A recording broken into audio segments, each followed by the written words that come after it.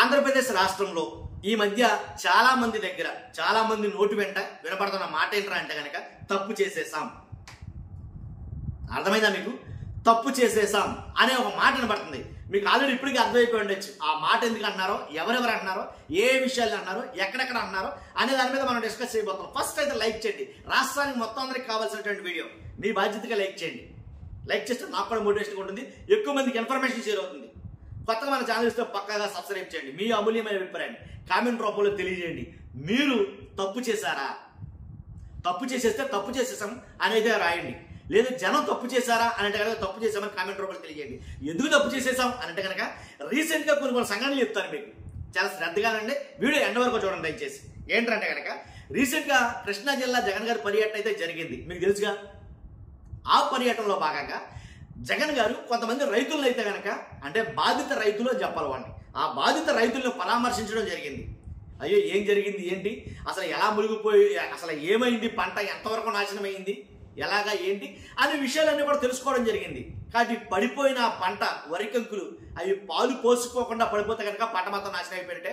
పాలు పోసుకుని ఒకవేళ గింజ తయారైతే కనుక అది కూడా కోత దశకు వచ్చేదాకా ఆగడం, లేదా చాలా మటుకు నాశనం అయిపోవడం. అంటే ఇంచుమించు 100-80% రైతులు చాలా మటుకి నాశనం అయిపోయారు తుఫాను ప్రభావిత ప్రాంతాల్లో. వాళ్ళ బాధను ఉద్దేశించి వాళ్ళని పరామర్శించడమే జరిగింది.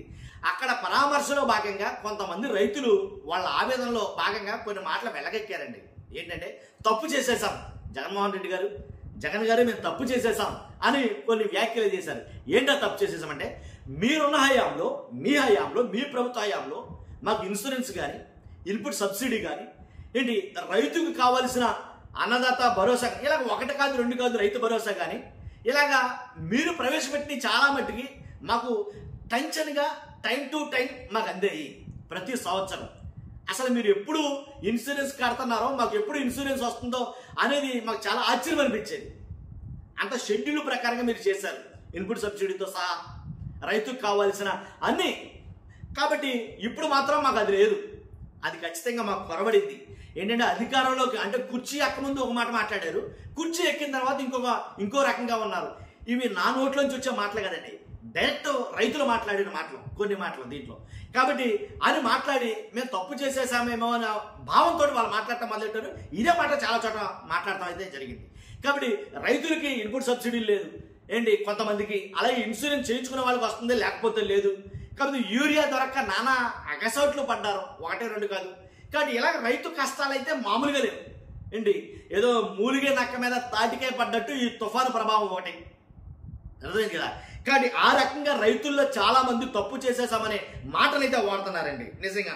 తర్వాత చాలా మంది విద్యార్థులు కావచ్చు, విద్యార్థులు మెడికల్ కాలేజీలు ప్రైవేటీకరణ చేయడంతోనే తప్పు చేసేసామనే భావన చాలా మందికి ఉంది కాబట్టి రోడ్ల మీదకి ఎక్కుతున్నారేమో అని నాకు అనిపించింది. అలాగే ఫీజు రీఎంబర్స్మెంట్ అసలు ఎంత దారుణంగా ఉందంటే, దాని మీద నేను చిన్న సైజు యుద్ధం ప్రకటించబోతున్నాడు జగన్మోహన్ రెడ్డి గారు డిసెంబర్ నెల నుంచి అని వార్తలు వస్తున్నాయి. ఫీజు రీఎంబర్స్మెంట్ కాబట్టి ఏదైతే ఆరోగ్యశ్రీని ఆపేయడం, తప్పు చేసేసారేమని ఏంటి హాస్పిటల్కి వెళ్తున్న వాళ్ళు మాట్లాడుతున్నారు. రీసెంట్గా నాకు ఒక అబ్బాయి చెప్పాడు, ఏంటంటే జస్ట్ అప్పుడు దాకా ఉందంట ఆరోగ్యశ్రీ, మా అక్కని తీసుకెళ్ళిన తర్వాత అప్పటికప్పుడు ఆరోగ్యశ్రీ లేదని చెప్పారు, మేమేం కట్టుకోలేని పరిస్థితి, అంత డబ్బులు మేము పే చేయలేమనే పరిస్థితిలో మేము ఉన్నాం అని అతను మాట్లాడితే నాకు చాలా ఇదనిపించింది. కాబట్టి అలాంటి ఆరోగ్యశ్రీని అటకెక్కిచ్చేశారు. కాబట్టి హాస్పిటల్కి వెళ్తున్న ఎవరైతే అనారోగ్యంతో ఉన్నారో వాళ్ళందరూ కూడా అనుకునే ఉంటారు కదా ఖచ్చితంగా తప్పు చేసేసామని. కాబట్టి అలాగే ఎమ్మెల్యేలు మంత్రులు చేస్తున్న అవినీతి బట్టి ఆ నియోజకవర్గంలో ప్రజలు చాలా మంది మాట్లాడుకున్నారు. ఏమని, తప్పు చేసేసామో వీళ్ళని అధికారంలో తీసుకొచ్చి. నేను ఆల్రెడీ పొద్దున మార్నింగ్ ఒక 2 వీడియోలు పెట్టా. ఏంటి, బొలిశెట్టి శ్రీనివాస గారు మాట్లాడిందని, అలాగే గల్లా మాధవ్ గారు మాట్లాడింది. వాళ్ళ ఎమ్మెల్యేలే, వాళ్ళేమో జనసేన ఎమ్మెల్యే, వాళ్ళేమో టీడీపీ ఎమ్మెల్యే. తప్పులు జరిగిపోతున్నాయి మా ప్రభుత్వంలో, తప్పులు జరిగిపోతున్నాయి మా పాలనలో అని గల్లా మాధవి గారేమో రేషన్ దాంట్లో మా అక్రమాలు జరుగుతున్నాయని ఆవిడ చెప్తే, అలాగే బొలిశెట్టి శ్రీనివాస్ గారేమో మా హయాంలో ఇప్పుడు మా పరిస్థితి ఎలా ఉందంటే కనీసం ఆర్టీసీ బస్సు చేయించుకోలేకపోతున్నాం, రోడ్లు అధ్వానంగా ఉన్నాయి ఆయన చెప్తున్నాడు. మనం చెప్పడమే ఉంది ఇంకా.